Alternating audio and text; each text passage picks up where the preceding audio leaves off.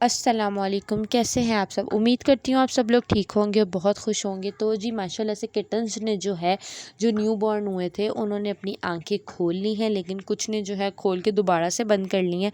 अब वो ऐसा क्यों है वो मैं आपको आगे चल के वीडियो में बताती हूँ। तब तक आप मेरे चैनल को सब्सक्राइब कर लें और मेरे चैनल को लाइक करें ताकि मुझे थोड़ी सी मोटिवेशन मिले और मैं अच्छी अच्छी वीडियोज़ डाल सकूँ। अब यहाँ पर जब मैंने किटन्स को देखा था, रोज़ हम इनको चेक कर लेते कि कोई मसला तो नहीं है, सब कुछ ठीक चल रहा है या नहीं, क्योंकि मेरे साथ एक और बहुत ही बुरी बात हो चुकी है।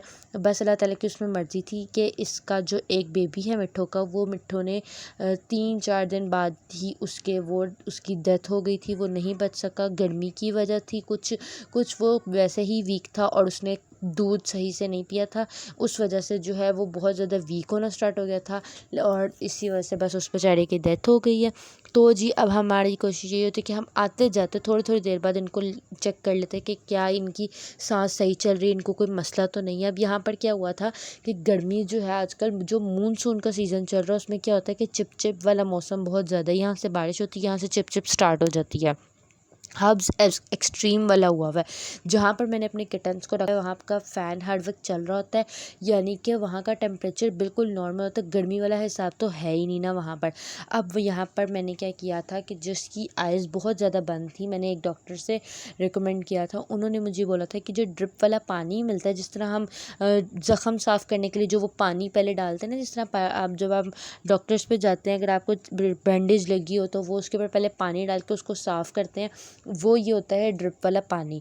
मुझे उन्होंने कहा था कि आप इसके साथ पहले अपने किटन्स की आइज़ को बिल्कुल आराम आराम से हल्के हाथ से जो है आपने उसको साफ़ करना है। चारों की ही कर दें, बेस्ट रहेगा, ताकि एक के जर्म्स दूसरे को ना लग सके। चारों की आंखों को इस पानी से साफ़ किया था और मैं इससे अपनी पहली वीडियो में एक ड्रॉप का बता चुकी हूँ, जो कि आई ड्रॉप्स हैं टोब्रा डी के नाम से। उन्होंने कहा था कि उसका एक एक ड्रॉप जो है वो आपने अपने कॉटन पे लेना है, डायरेक्ट इनकी आँख में नहीं डालना, क्योंकि ये बहुत ज़्यादा छोटे हैं। वो कॉटन पे लेके फिर उस कॉटन से दोबारा से उसकी आइज़ जो है वो साफ़ करनी है। ठीक हो गया जी।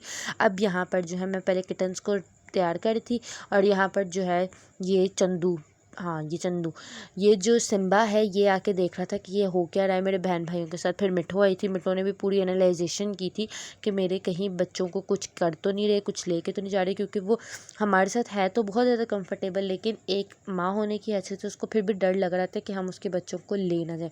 थोड़ी देर अगर हम उसको हाथ में उठाते हैं, अगर वो ज़रा सा भी बोलना शुरू करते हैं तो फ़ौरन मिठो हमारे पास आ जाती है और अब हमें समझ आ जाती है कि अब हमें ये नोटिस इसने हमें दे दिया, मेरे बच्चों को वापस रख दो, तुम लोग उनके साथ ज़्यादा नहीं खेल सकते। तो हम फ़ौरन उनको उनके डब्बे में वापस डालते हैं। डब्बे से बाहर इसलिए नहीं निकाला हुआ कि अभी वो छोटे हैं, कहीं भी चल चुल के क्रॉल करके जो है तो वो ये ना हो कि उसके नीचे चले जाए। अच्छा जी, अब यहाँ पर मैंने किटन को पकड़ लिया था। किटन को आराम से ही पकड़ा हुआ था, इतनी ज़ोर से नहीं मैंने उसको पकड़ा हुआ। आराम से पकड़ने के बाद मैंने वही ड्रिप वाला जो पानी है उसको कॉटन पे लेके बिल्कुल हल्के हाथ से दोनों आइस को अच्छी तरह से मैंने साफ़ किया है, ताकि उसके ऊपर जो वो जिस तरह गिद्ध नहीं होती उस तरह का वो कुछ आ गया हुआ था, ताकि वो अच्छी तरह से इजीली रिमूव हो जाए। अब उसके बाद दूसरा स्टेप क्या किया था, जैसे हमें डॉक्टर ने बताया था कि आपने उस ड्रॉप को डायरेक्टली आँख में नहीं डालना, आपने पहले उसको एक कॉटन के ऊपर सिर्फ एक ड्रॉप डालना है, ताकि दवाई भी जो है थोड़ी सी उसकी आँख के अंदर चली जाए। और अब यहाँ पर जो स्टिकनेस लगी हुई थी वो आराम आराम से नरम होकर उतरना शुरू हो गई थी। और यहाँ पर जो है मैंने इसी तरह से सबसे पहले उसको पकड़ा था जिसकी दोनों ऐसे बंद हो चुकी हुई थी, लेकिन अब अल्हम्दुलिल्लाह मैंने 2 से 3 दिन ये काम किया है, सुबह भी और शाम में भी। तो अब जो है उसकी आइज़ खुलना शुरू हो चुकी हुई हैं। अब ऐसा कोई इशू नहीं है, सिर्फ गर्मी और चिपचिपे मौसम की वजह से जो है इसको ये मसला हुआ था। इसके साथ 2 को और भी हुआ था, लेकिन उनको माइनर से था।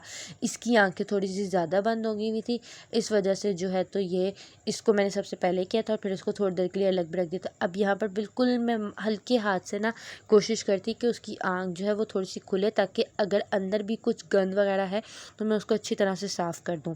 यहाँ पर जी मैंने बिल्कुल हल्के हाथ से ये भी उसको ही पकड़ा हुआ है और उसकी ही आइज़ को दोनों को साफ़ कर रही हूँ। कोशिश उसकी पूरी है कि मुझे छोड़ दिया जाए, है तो मिट्ठो मिट्ठे के ही बच्चे, तो अफलातून तो होंगे।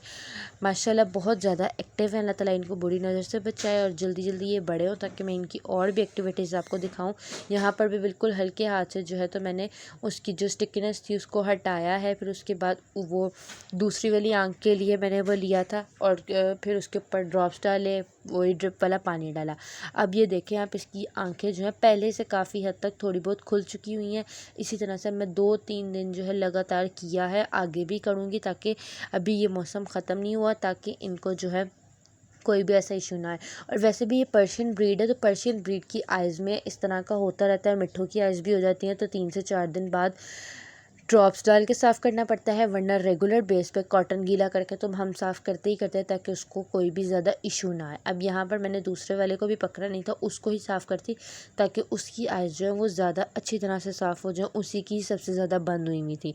पर्शियन कैट्स का ये इशू होता ही होता है। आप अगर प्योर पर्शियन जो पंच फेस होते हैं उनकी आइज़ तो एक्सट्रीम की गंदी होती है ना, एक्सट्रीम वाली, वो तो तकरीबन मुझे लगता है कि जिनके पास वो होती होंगी वो तो उनको हर 3-4 घंटे बाद उनकी आइज़ को साफ़ करते ही करते होंगे। मेरे पास जो है वो पर्शियन पंच फेस है, प्योर पंच नहीं है, मतलब प्योर पंच मतलब आप 80% पंच फेस कह लें, वो है मेरे पास।